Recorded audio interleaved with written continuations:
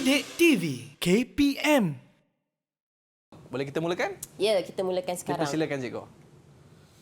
Untuk hari ini, menservis peralatan elektrik domestik, kita akan belajar tentang sistem audio visual. Sistem audio visual ni, untuk modul 9, kita akan belajar sistem penggera keselamatan rumah. Apa itu maksud penggera?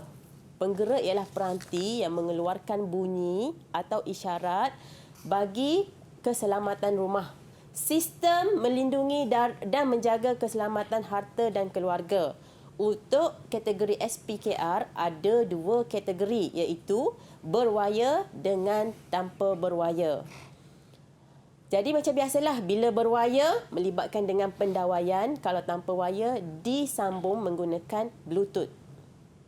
Seterusnya, kelebihan sistem kategori SPKR. Sistem SPKR itu apa murid-murid? Sistem penggera keselamatan rumah ni adalah singkatan. Untuk berwayar, tidak menggunakan bateri. Sensor kecil dan tidak kelihatan apabila dipasang. Kalau tanpa wayar pula, tidak menggunakan bekalan elektrik sebab menggunakan bateri. Jadi, dia adalah mudah alih. Kos pemasangan lebih murah sebab apa? Tanpa wayar ni tidak melibatkan pendawaian. Lebih mudah dipasang dan ditanggalkan, senang. Kalau tanpa wayar ni nak pindah, cabut dan boleh pindah tanpa melibatkan kesan-kesan pendawaian. Zon pemantauan pula lebih banyak. Seterusnya, keburukan untuk kategori sistem penggera keselamatan rumah ni bagi berwayar pula menggunakan bekalan elektrik untuk beroperasi. Bila bersambung dengan bekalan kuasa, mestilah melibatkan bekalan elektrik. Jadi, murid-murid, kalau melibatkan bekalan elektrik, apa yang akan terjadi? Bil elektrik akan ada kesanlah sikit untuk pemasangan sistem penggera ni. Memerlukan kemahiran pendawaian untuk memasang semua sensor dan panel. Sukar diselenggara sebab pemasangan dia ni untuk berwayar ni dah tetap. Selepas itu, zon pemantauan ni dia terhad sebab kedudukan dia ni adalah dah tetap dekat situ. Jelas ya, murid-murid dekat rumah sana. Jadi, wayar, kalau untuk berwayar ni, pemasangan kekal, wayar agak berselirat. Berselirat ni maksud dia melibatkan banyak pendawaian. Okey, daripada setiap komponen-komponen yang bersambung itulah. Lepas tu, kos pemasangan dia tinggi sebab apa? Rasa-rasa sebab apa? Sebab melibatkan kos pendawaian, upah orang yang memasang untuk pendawaian.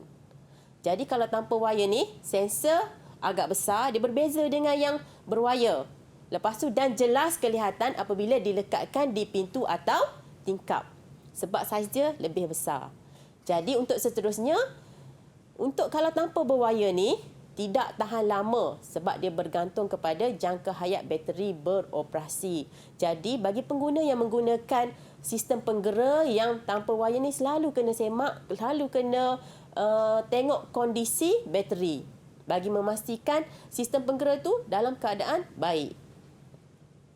Seterusnya, kita nampak macam diam je murid-murid kita. Apa kata kita uji dengan soalan? Betul, cikgu? Ya. Soalan contoh pertama. Berdasarkan pernyataan di bawah, tuliskan kategori sistem penggera keselamatan rumah SPKR pada ruang jawapan. Perkara pertama, apa yang perlu buat? Kena faham kategori sistem SPKR yang dikehendaki. Okey, apa yang kita belajar tadi? Okey, apa kata kita cuba? Siapa nak cuba jawab soalan ni? Okey, silakan. Siapa nak cuba? Okey. Ya, nampak Danish. Danish nak cuba, cikgu. Ya, Danish. Baca pernyataan dan bagi jawapan. Kos pemasangannya yang lebih murah. Ya. Sensor agak besar dan bergantung kepada bateri pada setiap sensor. Saya rasa jawapannya tanpa wayar. Tanpa wayar, cuba kita tengok.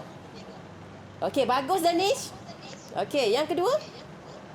Sensor agak kecil dan tidak kelihatan bila dipasang di tingkap atau di pintu. Zon pemantauannya agak terhad. Berwayar. Berwayar, bagus. Macam ni cikgu nak jawab dengan penuh berkeyakinan. Okey, seterusnya. Apa kata kita cuba soalan contoh 2 untuk bahagian A. Berikut adalah 2 kategori pemasangan SPKR. Berdasarkan ciri-ciri tersebut, tuliskan P dan Q pada ruang jawapan. Okey, untuk soalan ni, soalan nak apa sebenarnya? Dia nak tuliskan P dan Q. Tapi ada juga yang murid-murid yang salah faham. Dia tulis dekat sini, ruang jawapan ni, berwaya tanpa waya. Oh. Tapi kalau berjawab macam tu tak akan dapat markah sebab tidak memahami soalan. Betul Aiman. Jadi, murid-murid dekat rumah sana dan juga murid yang terlibat ni jawab mengikut soalan yang dikehendaki. Mesti jawapan kena ada P dan Q. Siapa boleh bantu cikgu untuk jawab soalan ni? Saya cikgu. Ya, Zul. Wow. Boleh baca Pada pernyataan? kawalan, Ya, baca pernyataan dan bagi jawapan. pada kawalan dan papan kekunci bercantum. Sensor magnet menggunakan bateri. Ya. Saya rasa jawapannya P. P. Tanpa wayar. P.